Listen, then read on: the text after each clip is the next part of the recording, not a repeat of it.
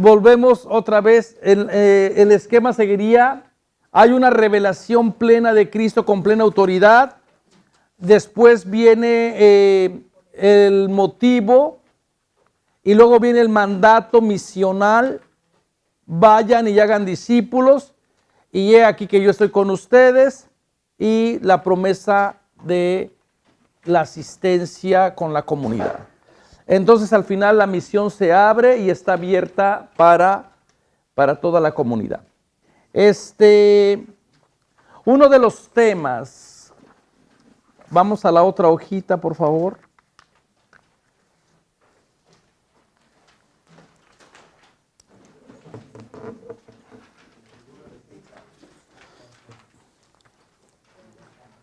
Una de las cosas que cuando uno lee este evangelio llama la atención es la figura que se le da, estamos en el 2A.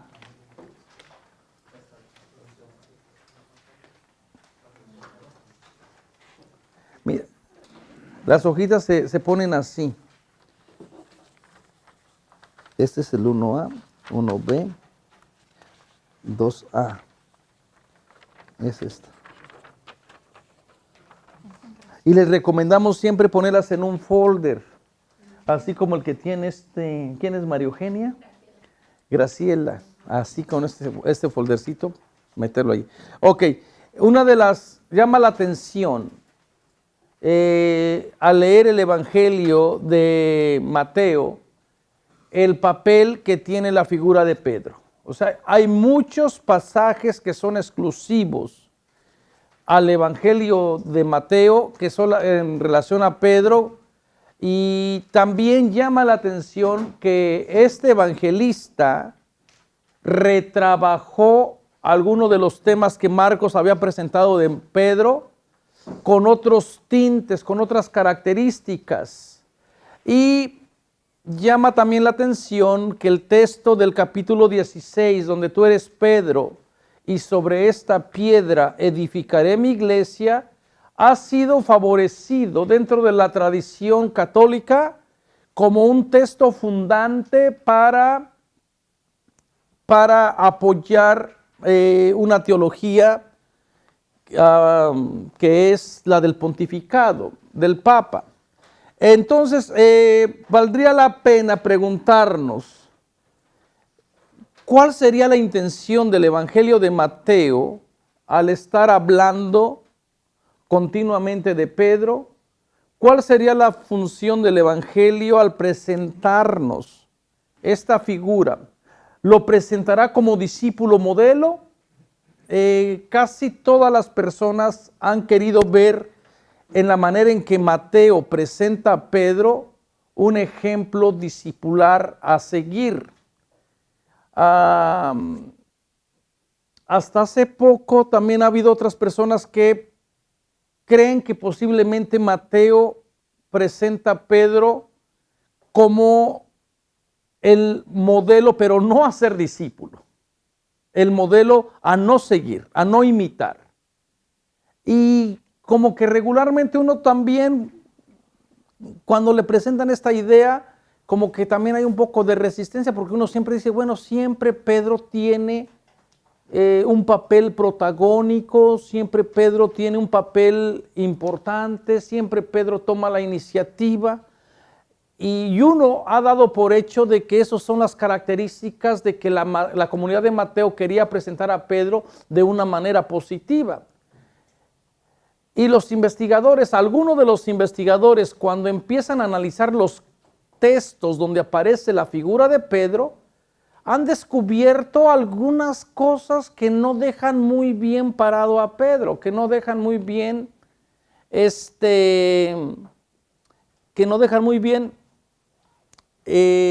ante la comunidad esta figura. Entonces, lo que vamos a ver es esta figura de Pedro, y al final, que una vez que les hemos expuesto cómo el Evangelio presenta a Pedro, que ustedes tomen la iniciativa. El Evangelio de Mateo al final presentó a Pedro de una manera positiva o lo dejó en sus lágrimas, llorando amargamente. ¿Con qué finalidad? Pues con la finalidad también de contrarrestar a veces el influjo del capítulo 16, donde parece ser que Pedro es el que tiene toda la autoridad, donde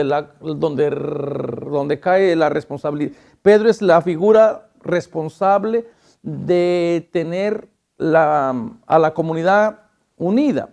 Entonces, y claro, estos textos pues no se han cuestionado nunca. Estos textos siempre se han dado por hecho de que Pedro es un modelo a seguir.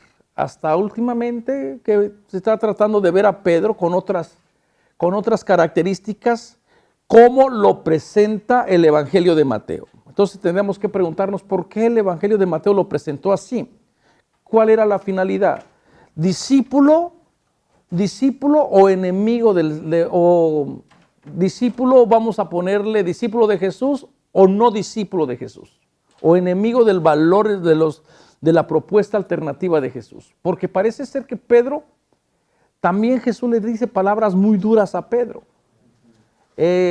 También parece ser que Pedro sirve de tropiezo. Entonces más bien es la figura de Pedro en el Evangelio de Mateo, piedra fundante o piedra de escándalo, porque Jesús le dice que es una piedra de escándalo. Entonces este es una piedra fundante como se ha interpretado, o puede ser también visto como una piedra de escándalo. Entonces el pasaje de Mateo 16, 17, 19 y las famosas llaves han explotado esta figura. ¿Con qué finalidad nos acercamos a Pedro? Quizás con la finalidad de ir corrigiendo malentendidos. La hipótesis es que Mateo quizás no presenta a Pedro como modelo discipular, sino que como un personaje que al final se queda afuera del discipulado. ¿Cómo es posible?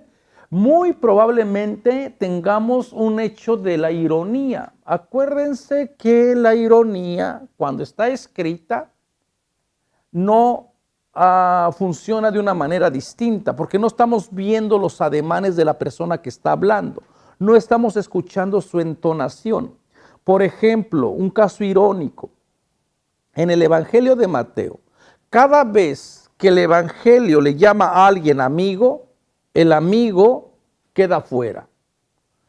Por ejemplo, en las banquetes, en la parábola del viñador, cuando en la parábola el contratista les paga a todo mundo su salario, su denario, y uno comienza a decir cómo es posible de que nos pague a todos, si unos aguantamos las horas del calor, aguantamos todas las penurias, y estos que llegan a la última hora reciben prácticamente lo mismo, no aguantaron nada.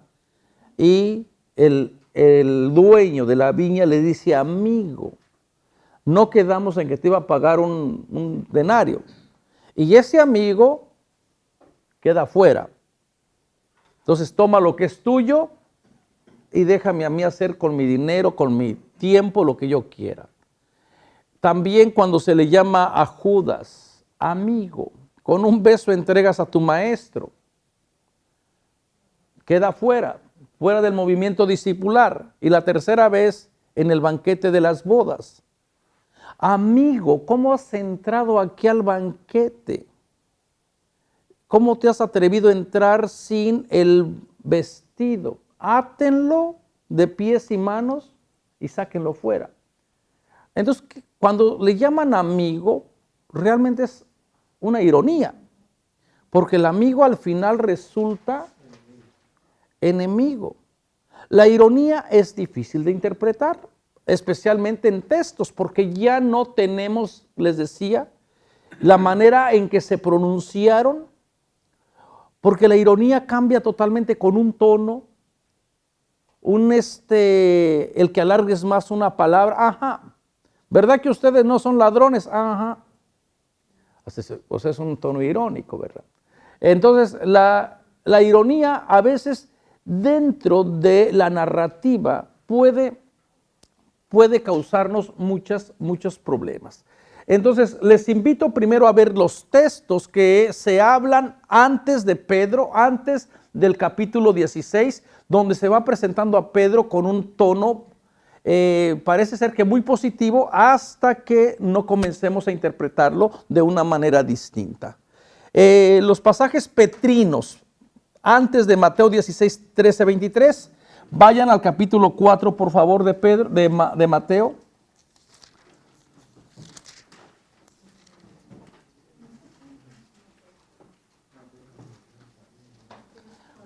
En el capítulo 4,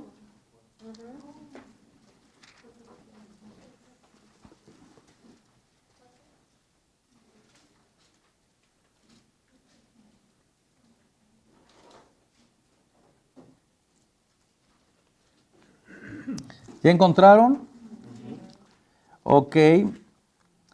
Comienza la misión de Jesús y fíjense, comienza con esta visión, y lo primero que dice: mientras paseaba junto al lago de Galilea, siguiendo, Mateo sigue aquí a su fuente, que es Marcos. ¿Pero qué versículo? El versículo 18, 16, 18, bueno, 18, 20. ¿Ok? Acuérdense, la misión de Jesús comienza en Galilea. Les decía que Mateo también va a privilegiar geográficamente a Galilea, y más con un sentido también teológico. La Galilea de los gentiles, la Galilea de los paganos, la Galilea del margen, la Galilea de la periferia, es ahora donde comienza justamente el Dios de Jesús a actuar con esos pobres, con esos iletrados, con toda la gente que no tiene conciencia todavía, y es ahí donde se aparece. Y la idea es de que Jesús busca comunidad, y luego dice que mientras paseaba junto al lago de Galilea, el hecho de que Jesús se acerque inmediatamente va a traer la historia de la teología del Dios que se acerca a Israel. El Dios que entra en comunicación con su pueblo. Y el hecho del lago va a traer también, va a servir, va a recordar lo que Dios hizo anteriormente en el pueblo de Egipto, cuando los va a sacar del lago del mar de Galilea, ¿no? Y dice que es Dios que se acerca en la persona de Jesús. Y otra vez recordemos que esto sería algo bien inusual, porque regularmente los maestros, los rabinos, no buscaban al discípulo. Eran los discípulos que buscaban al maestro. Y Jesús parece que cambia las reglas, ¿no? Porque quiere entrar en comunicación con su comunidad. Y la otra cosa que también hay que rescatar aquí es la idea de que de esta comunidad parece ser que se deja encontrar el Dios que habita o que habla dentro del ordinario, de lo cotidiano de la vida, y trae también a la idea del verbo ver, el Dios que ve. Trae todo este simbolismo del Dios que ve, el Dios, el Erroí, del Dios que ve a Agar cuando estaba ya sola sufriendo junto a la estepa, el Dios que vio cómo explotaban a la comunidad de Israel en Egipto, el Dios que vio de los profetas cómo se iban al exilio. Ahora es el Dios que ve nuevamente esta comunidad y quiere rescatarla, y los invita a ser parte de su comunidad alternativa. Y a las dos primeras personas que vio es a Simón, llamado Pedro, piedra, y Andrés, su hermano, que estaba echando una red al lago, pues eran pescadores, y les dijo: vengan conmigo y los haré pescadores de personas. La gente quiere ver, en este texto, quiere ver una prominencia del papel de Pedro al ser llamado primero por Jesús. Pero parece ser que los dos personajes, tanto Andrés como Simón, son llamados al mismo tiempo. Entonces Pedro no tiene realmente esta prominencia sobre Andrés, porque ambos dejan todo para seguir a Jesús. El encuentro que se da entre Pedro es el mismo que se da entre Jesús y Andrés. No tiene una revelación particular, o no separa a Pedro de Andrés para decir: primero quiero que darle esta prominencia.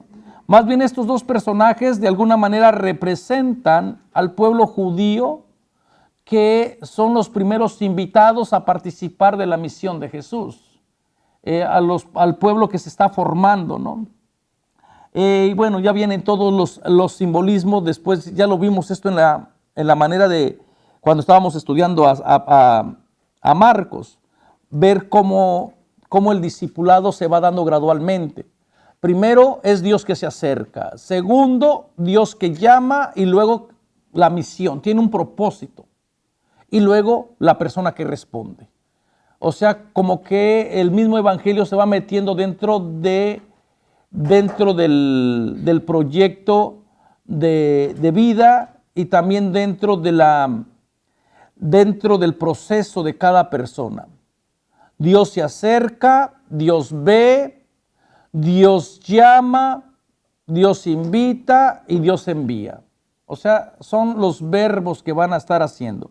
Entonces, en este pasaje que también aparece en el Evangelio de Marcos, prácticamente Pedro comparte, si vamos a llamarle así, la primacía con su hermano Andrés. No vemos nada extraordinario.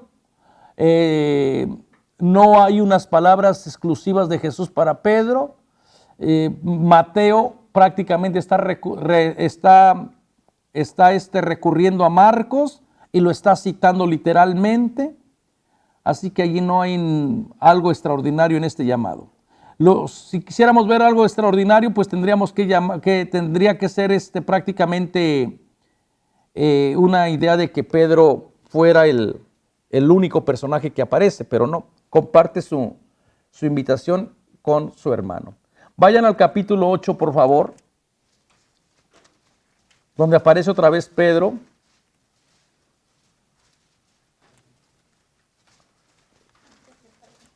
En el capítulo 8, versículo 14.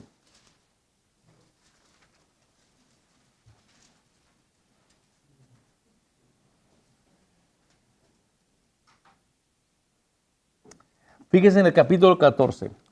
Entrando Jesús en la casa de Pedro, vio a su suegra acostada con fiebre. La tomó de la mano y se le pasó la fiebre.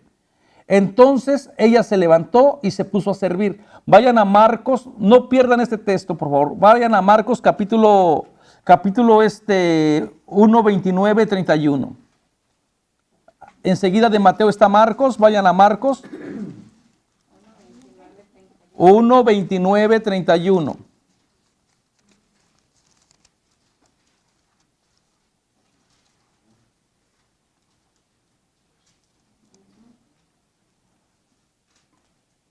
¿Ya fueron?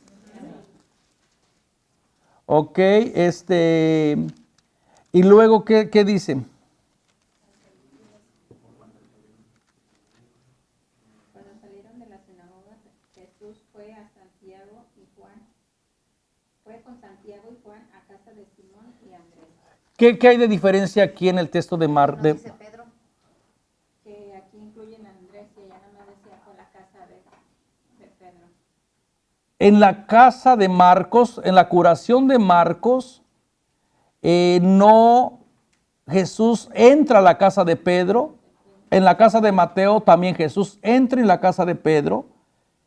Pero en la historia de Marcos, Jesús va acompañado ¿de quién?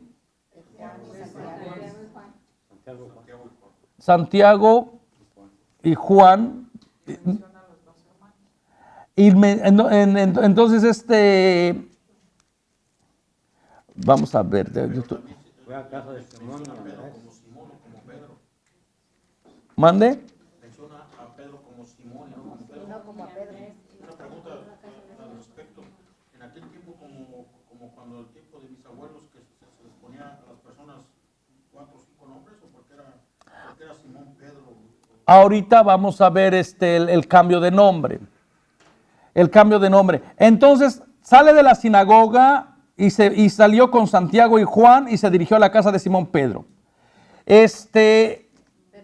Damos por hecho, posiblemente por otros textos, donde Simón donde Juan, Santiago y Pedro siempre han estado presentes, damos por hecho que da a entender, si siguió a los otros dos y si en otros casos continuamente Marcos nos dice que este grupo de amigos íntimos eran los que tenían revelaciones privadas con Jesús o conversaciones privadas, damos por hecho, vamos a pensar de que Pedro estaba en la casa, era el dueño de la casa. Ahora, si regresamos otra vez a Mateo, fíjense lo que dice, entrando Jesús en casa de Pedro, ¿por qué Mateo quitó la figura de Santiago, de Juan? Y si quitó la figura de Santiago y de Juan, también quitó la figura de Pedro. ¿Por qué Mateo, cuál será más histórica? ¿La versión de Marcos o la versión de Pedro, de Mateo? Marcos, porque Marcos es más antiguo. Marcos se escribe en los años 65, 68. Mateo se escribe entre los años 80. Entonces, da la impresión de que Mateo por alguna razón quitó a los discípulos ejemplares, a este grupo privilegiado, y prácticamente centra la atención en la figura de Jesús. Por eso les ponía aquí en la notita, nótense que en la curación de la suegra de Simón Pedro, Jesús va solo a curarla. No está acompañado de sus amigos. Pedro no aparece en la narración, se menciona solo en relación con su casa, la casa de Pedro está ausente de esta escena. Sabemos por Marcos que Pedro, Andrés y Juan acompañaron a Jesús, pero aquí es bastante curioso que Mateo no presente a Pedro en su casa.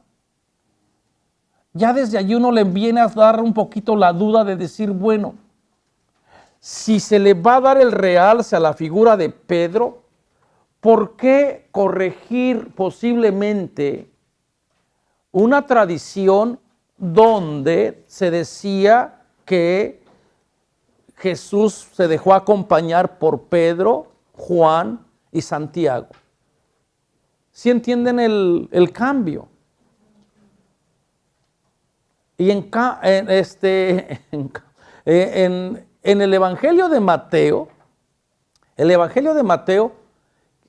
quita a estas tres figuras y solamente deja a Jesús entrando a la casa de Simón Pedro.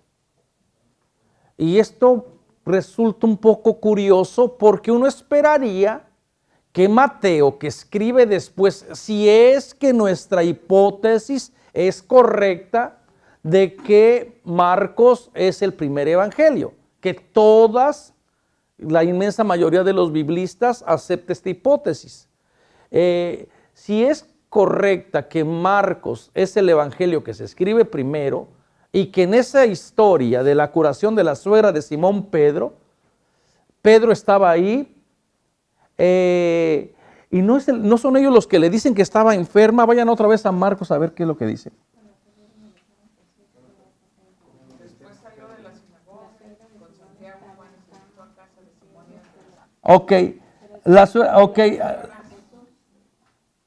Después salió de la sinagoga y con Santiago y Juan y se dirigió a casa de Simón y Andrés. La suegra de Simón estaba en cama con fiebre y se la comunicaron. Entonces ellos le comunican a Jesús fíjense, estos detalles. Acá no va a haber quien se lo comunique porque ya eliminaron a los personajes. ¿Qué valor, si jugamos solamente con esta idea, desde el punto de vista textual o desde el punto de vista del Evangelio, qué será más importante, de que Jesús se dé cuenta de que la suegra está enferma o que alguien venga con Jesús y le diga, mira, la suegra está enferma? Que Jesús se dé cuenta. La idea de que Jesús se dé cuenta por él mismo que la suegra está enferma posiblemente tiene una connotación más profunda. O posiblemente también podemos decir que Jesús no necesita intermediarios para darse cuenta de la realidad. La suegra puede representar a la comunidad que está enferma.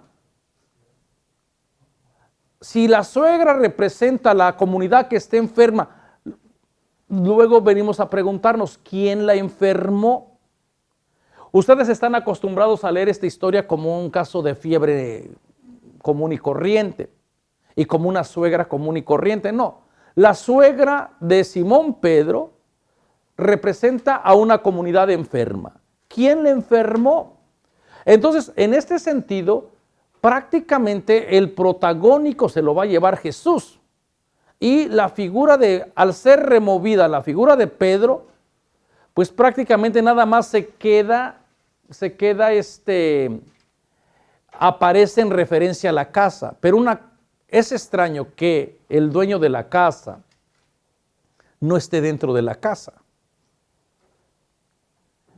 Y desde el punto de vista teológico, uno puede decir, conociendo a la comunidad de Mateo que está preocupada por quién está dentro y quién está afuera, parece ser que Pedro no queda dentro de la casa.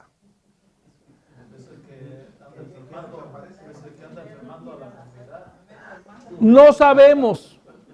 Lo único que sabemos es que por alguna extraña razón, si realmente el Evangelio de Marcos quiere realzar, el Evangelio de Mateo quiere realzar la figura de Pedro, es curioso que en un pasaje que supuestamente sea más antiguo que el Evangelio de Mateo, lo corrija y solamente diga que Jesús va a la casa de Simón Pedro, pero no diga que va acompañado de Santiago, Juan y de Pedro. Entonces, parece ser que al final, desde el principio, como que con estas nuevas interpretaciones o estos nuevos acercamientos, uno puede decir, ¿cuál será el motivo de Mateo de presentarnos así la figura de Pedro? Lo hubiera puesto dentro de su casa. Es lo más lógico. Él es el dueño de la casa. Sin embargo, por alguna razón, es realmente Jesús el que tiene el poder de sanar a la comunidad, tomarla de la mano y levantarla como una resurrección. Y con esto está tratando Jesús de decir, la propuesta que Él trae es una propuesta de vida. Jesús no quiere que exista una comunidad enferma. Y ya vean cómo la levanta de la mano. Entró la comunidad postrada en la cama, la suegra, símbolo de la comunidad postrada, y muy posiblemente postrada por tanta ley, por tanta tradición, porque también hay tradiciones que enferman. La tomó de la mano y en el momento se le fue la fiebre. El tomarla de la mano es prácticamente una resurrección. Es levantarla, sacarla del lugar de la esclavitud donde está metida la comunidad.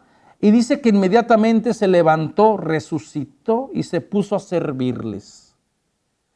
Pero a servirles a quién, si nada más está Jesús. Uno puede decir, es que la gente está recordando que Jesús en el Evangelio de Marcos llegó con Santiago, Pedro y Juan. Pero recuerden que aquí estamos hablando en un sentido más profundo, más teológico. Posiblemente la comunidad, una vez la suegra que representa a la comunidad enferma, una vez que es incorporada a la comunidad, esta comunidad está hecha para el servicio. Ahora,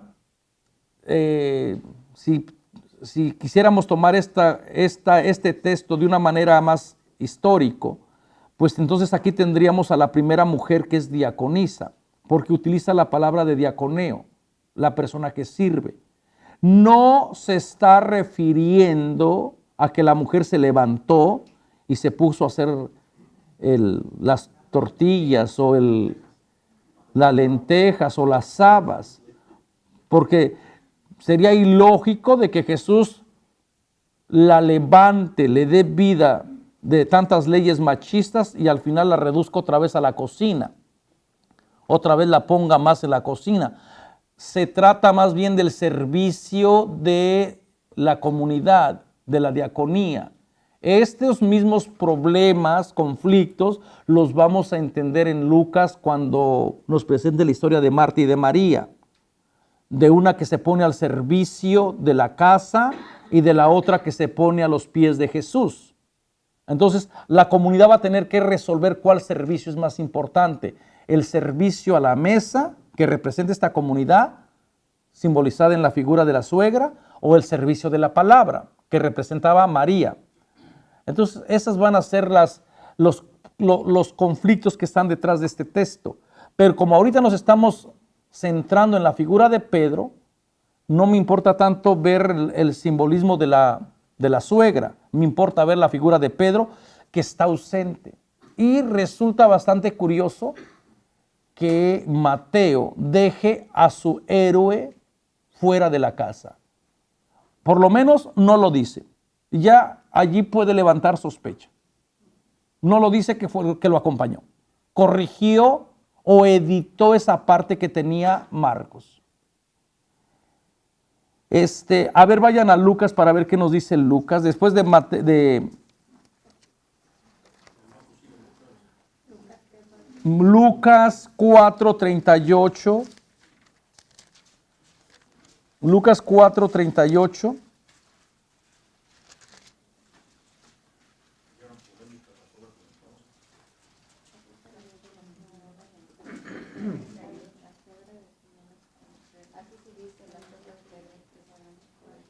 Pero tampoco menciona a Pedro. La sinagoga y entró en casa de Simón. La suegra de Pedro estaba con Ok, entonces dice, salió de la sinagoga y entró en casa de Simón. La suegra de Pedro estaba en fiebre muy alta y le suplicaban que hiciera algo por ella. ¿En la de Mateo le suplican que haga algo por ella? No. Parece ser que Lucas combina la historia de Marcos y también, acuérdense de la fuente de Q. ¿Se acuerdan ustedes del primer módulo de la bendita fuente Q? Marcos, primero que se escribe, después de aquí, cuando se escribe está Mateo y también viene Lucas. Y luego también hay cosas que tienen en común estos dos que vienen de la famosa fuente Q, de este documento perdido. Lo que no tiene Marcos, entonces parece que combina cierto aspecto por el hecho, Marcos es el único que nos dice que fue, acompañado. Estos dos recorren o quitan a Pedro, a Santiago y a Juan. ¿De dónde les vende esta información? O posiblemente estén siguiendo alguna tradición más antigua que no tenemos allí. Entonces, sería lógico, volviendo otra vez a nuestro caso, sería como que más lógico que de que Pedro, si quiere ensalzar Mateo, si quiere ensalzar la figura de Pedro, pues nos presentará a Pedro, su héroe, prácticamente en la casa de la suegra. Ahora vamos a Mateo, vayan a Mateo 10:2-4. Mateo 10:2-4.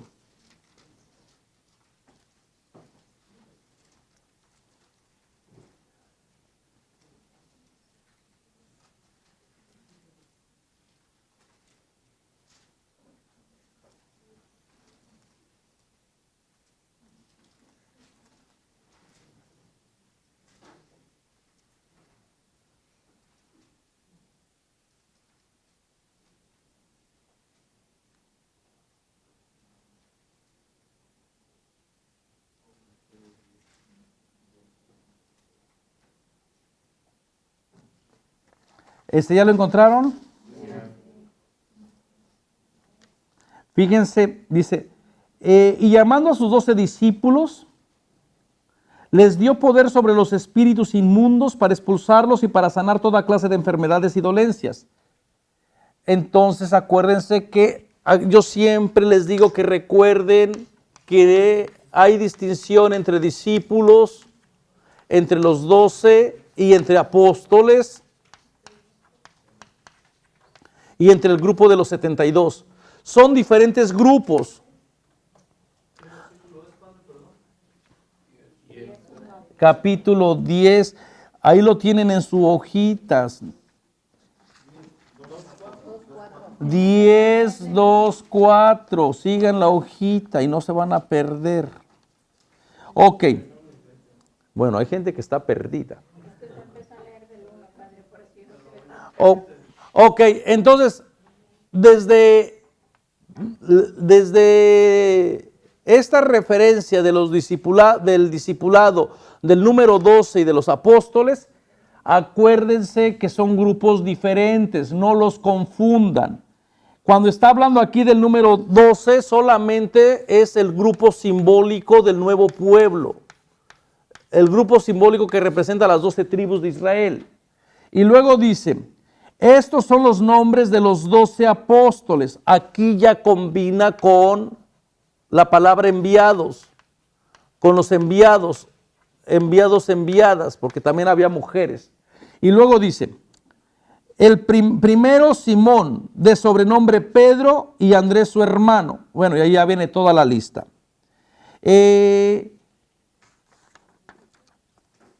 Aquí, el hecho de que lo nombren primero a Pedro, parece ser que tiene un sentido de prominencia, porque Pedro va a encabezar la lista de los 12 y parece que este es un grado de importancia. Y parece también ser que Mateo va a jugar con el nombre de Pedro, que es Petros, y con el nombre de Protos, Petros, Potros.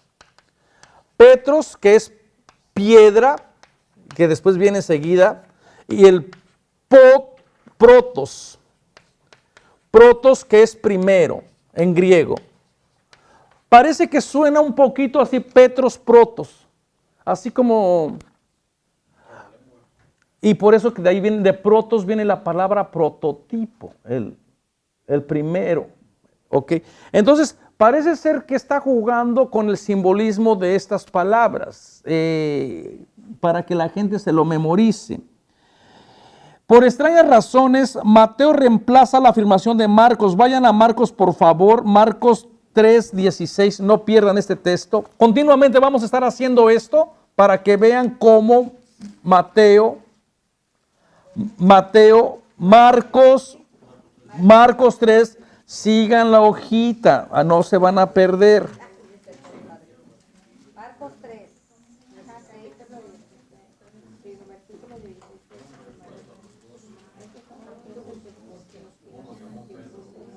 Fíjense en el versículo 16.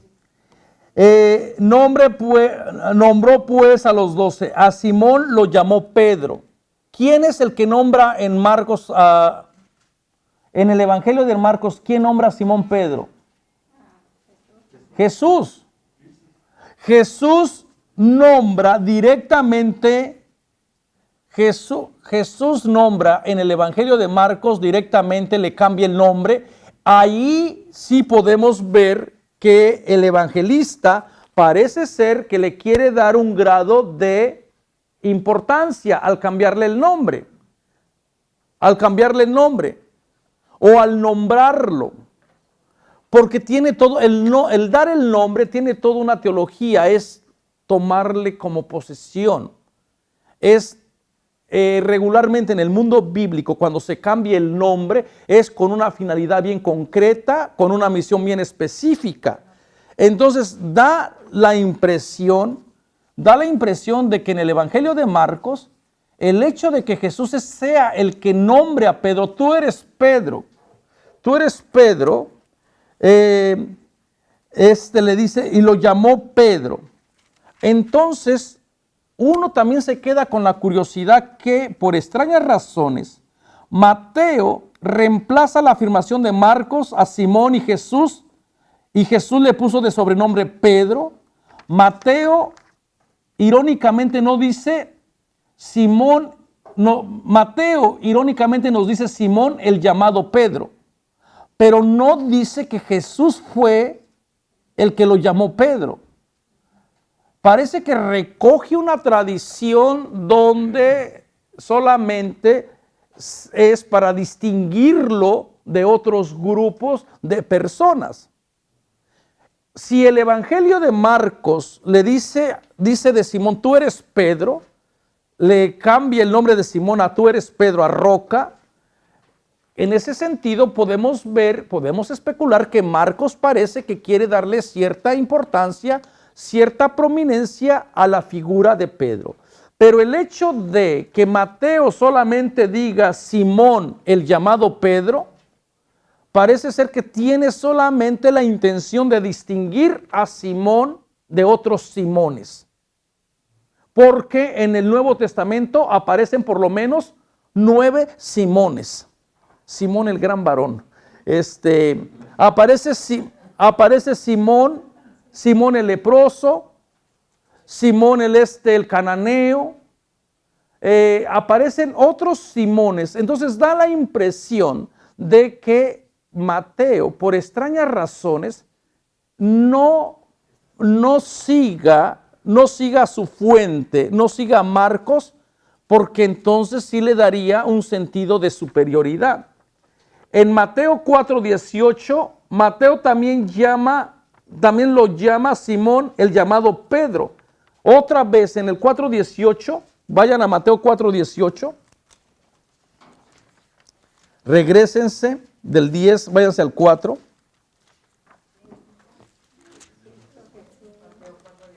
Mateo 4:18.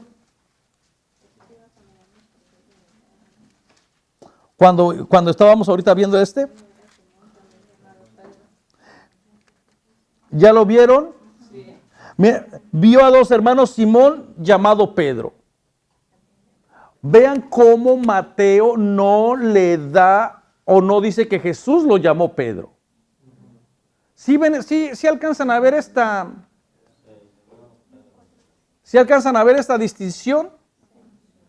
Ahora ustedes pueden decir, bueno, pero qué tanta insistencia en si fue llamado Pedro por Jesús o fue llamado o no fue, solamente fue referido como el llamado Pedro. Bueno, porque detrás de esto está todo un mundo teológico de importancia. El hecho de que Jesús llame a Pedro como Pedro en el Evangelio de Marcos, ahí podemos especular de que para la comunidad parece ser que Mateo tiene un grado de prominencia. Pedro. Pero el hecho de que Mateo quite esa idea, el hecho de que Mateo quite esa frase y solamente diga Simón el llamado Pedro, da la impresión que solamente lo hace para poder distinguir a Simón de los otros Simones, y con esto estaríamos preguntándonos si le estará quitando la prominencia que debería de tener Pedro. Como podemos observar, Jesús en Mateo no le da el nombre a Pedro. Con este detalle da la impresión que Mateo le quita su prominencia de ser enumerado como primero. Es solamente una idea. Es solamente estamos moviéndonos con hipótesis, pero sí ven ustedes estas comparaciones.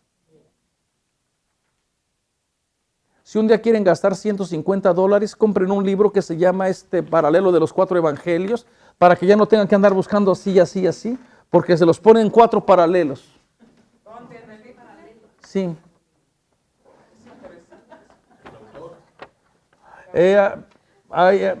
Se los voy a traer mañana a ver si me acuerdo para que los vean.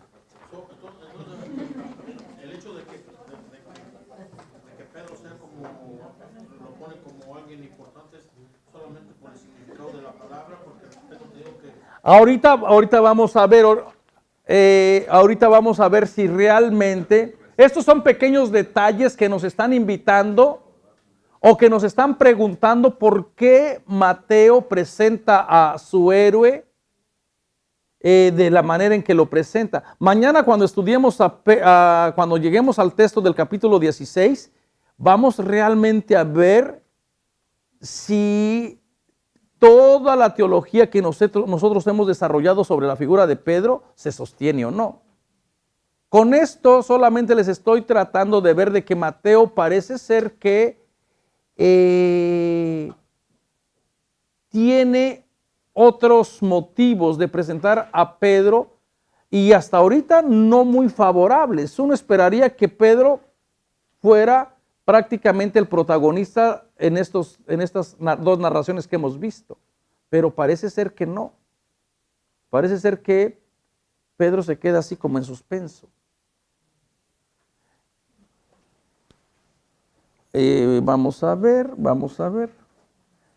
Pues vamos a ver que ya son las 9 casi. El capítulo 14 vuelve, ¿saben qué? Pero no lo vamos a hacer mucho. Es el capítulo 14.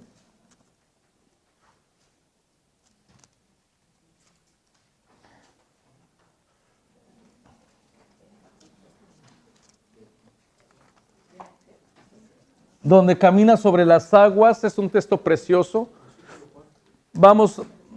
Mañana no vamos a tener tiempo de verlo ahorita, pero sí, por lo menos sí vieron en estos dos motivos, en estas dos narraciones, cómo el autor parece ser que tiene sus reservas acerca de la figura de Pedro.